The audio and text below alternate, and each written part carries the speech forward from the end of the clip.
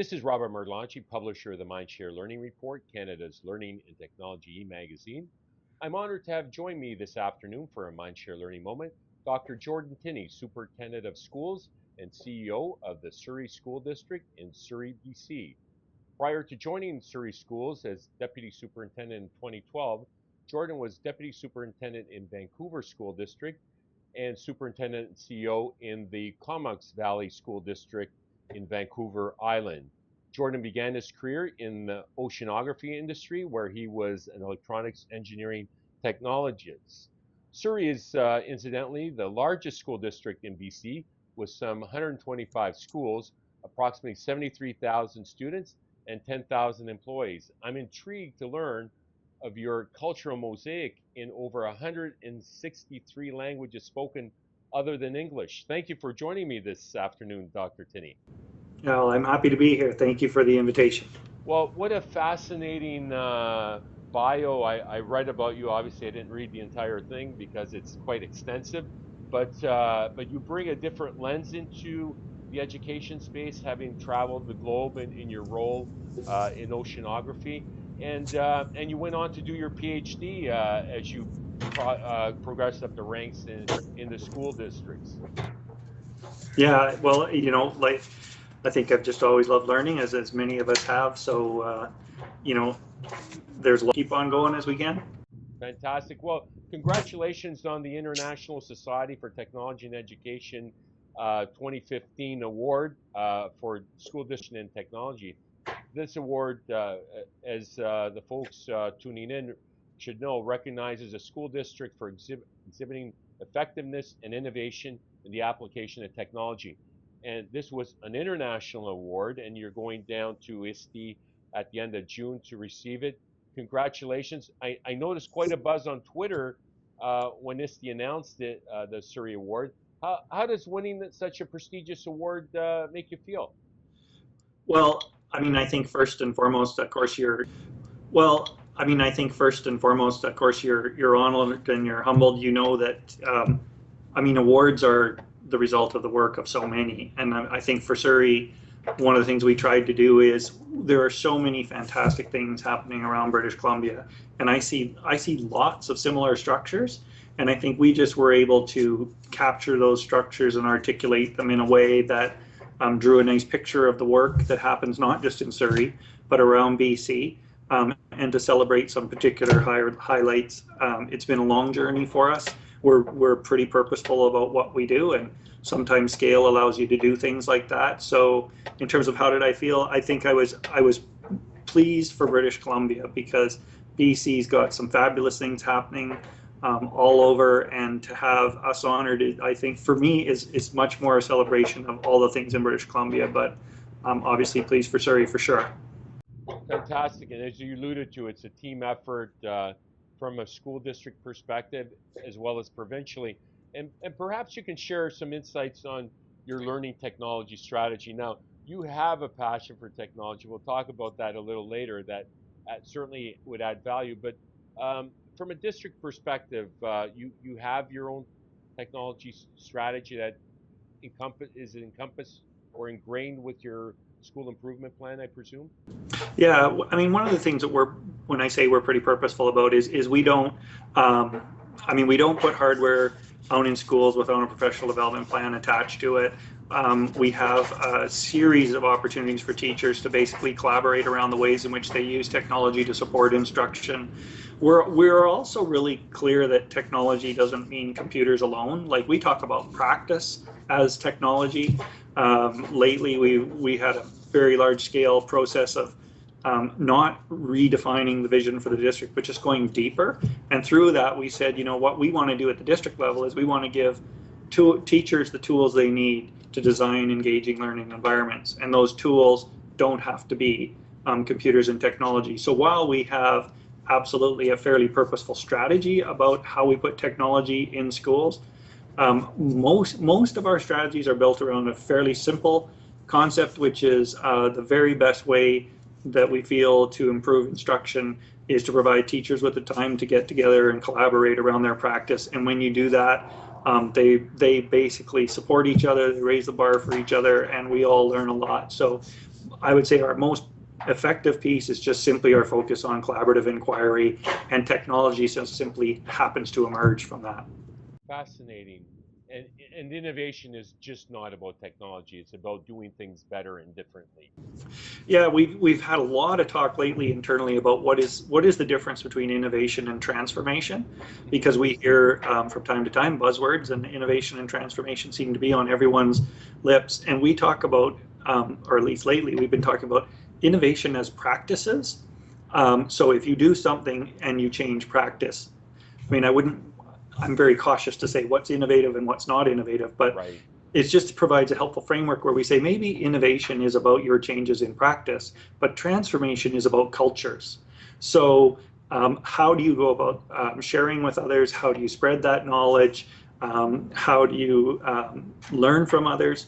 So transformation is about, again, providing time for people to collaborate together, talk about the practices that they use, and overall, we're fairly confident that, you know, to use the word, innovative practices will emerge. But we don't want to go out and say, and innovation looks like this. Right. Like we always say, we want to guard against things like, wheeling a cart of iPads into a classroom does not make you a 21st century teacher, right? It simply means Yeah. you're using iPads. And there are lots of amazing things happening with technology, and there are lots of things happening with technology that, to be honest, aren't that amazing, right? They're just simply duplicating the things we do, but using electronic platform to do it. So Right. we want to be able to provide teachers with professional development, the time, and the strategy so that they can get the most out of the tools, again, the tools that they need, whatever that be. Terrific. As the district CEO, I was impressed with your overall leadership and tech savviness as a blogger and your presence on Twitter. I like to talk about walking the digital talk, and you do just that. What was your tipping point for you in leveraging technology in your teaching practice? Um, well, that's a good question. In my teaching practice, I mean, given my background, I mean, I got into teaching because I basically supported networks and technology. And so I've always been interested in how particularly computers work and what they do. I think when I was a teacher in middle school, I set up a lunchtime club I said to the students at that time, what if we designed a medieval world as a virtual world, and we gave you all anonymous IDs, and we learned about the Middle Ages by basically creating this world online. Cool. Um, and that was a fascinating project. It ended up drawing in universities. It ended up drawing in Apple in particular around that. And so, but overall, I think the tipping point was watching how students' attitude towards learning changed when the technology um, enabled them in different ways. For example, there was one girl who she was so quiet, she was so meek. When she went online and she became a character that I remember to this day called Nimue, she became a different person online, and Wow. she took on a presence that was unbelievable, and it was nothing like the presence she had in her school. And as a matter of fact, that particular young girl inspired me for my later studies, because what I ended up doing my doctoral work in was, when students go online, who do they become? And what is that relationship between their virtual self and their real self? And which one do they prefer? Which one's a more honest depiction of who they are? So to your question of when was a tipping point for me, when I saw what happened with students when they were given time and freedom to explore on their own, what they did with that was amazing. Excellent. Now, it's not just about technology. 21st century skills have its place in the district improvement plan, no doubt. What learnings have you been able to garner and bring back to your district since your involvement with C21 Canada and the CEO Academy? I think the most valuable thing for me is being part of a national conversation, hearing the different places that provinces are in. We all have similar challenges and similar constraints, yet each province has its own set of nuances around what that looks like. And I think we don't, I mean, much earlier I talked to you about the importance of putting teachers together and providing collaborative time. I mean, face it, superintendents, directors, we rarely get collaborative time together. So it's hugely valuable just to even share our experiences, what's happening, and to hear about what's going on for other provinces. Because as I said as well, I mean, I think we all have these foundational beliefs which guide our practice. And, you know, I enjoy those conversations around what are the values that guide you, and where does that take you? Thank you for that. Now, you're in a situation where you're in the province's largest school district, yet you manage to deploy technology in an innovative way, and there are limitations that bigger school districts tend to have. What advice do you offer to school district leaders who are looking to be more strategic and go down this path? There's no doubt the resistors, and how do you deal with some of those challenges you encounter along the way? Well, I always think that our critics make us better. Um, so, you know, if someone is resisting, I mean, I mean, often these are people steeped in experience and probably pretty good at their work. They just don't think that you're going to take them to necessarily a better place. They're happy where they are. Um, I think just, again, engaging those conversations, listening to what they have to say, honoring their work, makes you better overall. People, my experience has been, people will absolutely readily adapt to new tools if those tools show them that they're going to save them some time and improve their practice. Then you just kind of have to get out of their way because they steamroll over you. The challenge is to work with people to see that anything new is in fact worth the time that they need to invest to incorporate it into new practice, because anything takes more work up front, right? Absolutely. It would be the rare tool that emerges where you say, boy, that saved me a lot of time today. You have to invest. So, and people have seen things come and go too, right? Like there's been lots of great initiatives and bandwagons over the years. So people are cautious, but I just think, you know what? You work, you provide time, you honor people, you listen to your critics very carefully, and people come on board. And people hold each other accountable. Peers bring peers along. It just works. Absolutely.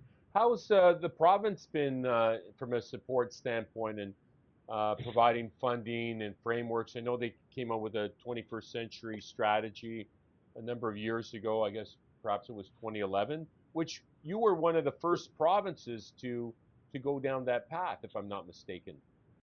Yeah, and I think the biggest way our province has been helpful is our curriculum changes.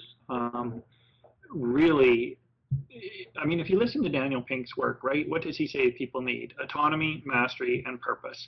So what we try to do is connect people to the larger whole purpose of where we're going as an organization that typically is not that hard overall.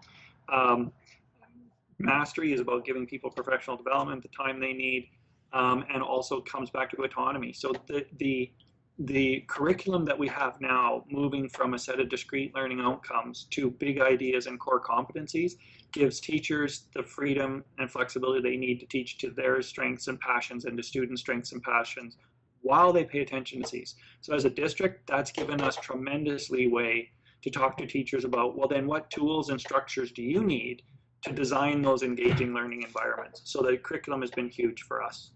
Fantastic. Fantastic.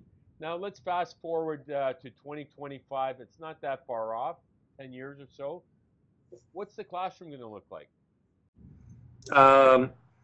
It looks like the teacher, they're working side by side with their students and saying that there's not enough bandwidth. Just like we encountered this afternoon. Bandwidth seems to be one of the big challenges. You know, I think you're going to see, what do I predict? I think you're going to see more of a move to teacher as a guide and a mentor. I think you're going to see a very strong move to mobile technologies, an insatiable desire for bandwidth. And overall, I think students having more flexibility and choice in their learning. Also, probably parents having I don't want to say parents having a different window into the classroom so that communication between home and school looks different than the traditional reporting processes that we have. Well, Well, thank you for that. It's exciting times to be in education, and I saw the future as well when I was at York in administration, and this technology thing that got really popular, the internet in the mid '90s. I thought, technology is the future, and I have a passion for learning, and that's how we ended up working for Kevin O'Leary's company, the Learning Company, for 3 years, and the rest, as they say, is history. So, with that, Yeah. any final thoughts to share as it relates to leadership, learning, and technology in the 21st century? No, I think you just maybe one piece of it that we didn't talk about. I mean, you asked about my background in the tech, and I just think that another thing that you'll see probably in the years to come is, I mean, my own work with Twitter and my blog is there's no way for me to connect with people one on one with 10,000 employees. So it's a very purposeful social media strategy, and I think you're going to see more of that in the future. And I really encourage people to get out there, write, contribute, share, because ultimately people want to know who you are and how they're going to support your practice. And social media is just one other way in which you can do that. No replacement for face to face, there's no question, but it's simply another tool in your kit. Absolutely. Well, with that, thank you for making the time to join us this afternoon, Jordan. All right, you take care. That was Jordan Tinney, Dr. Jordan Tinney, Superintendent of Schools and CEO of the Surrey School District. Be sure to check out www.mindsharelearning.com to get your latest issue of the MindShare Learning Report. My name is Robert Martelacci, and until next time, keep the learning curve steep.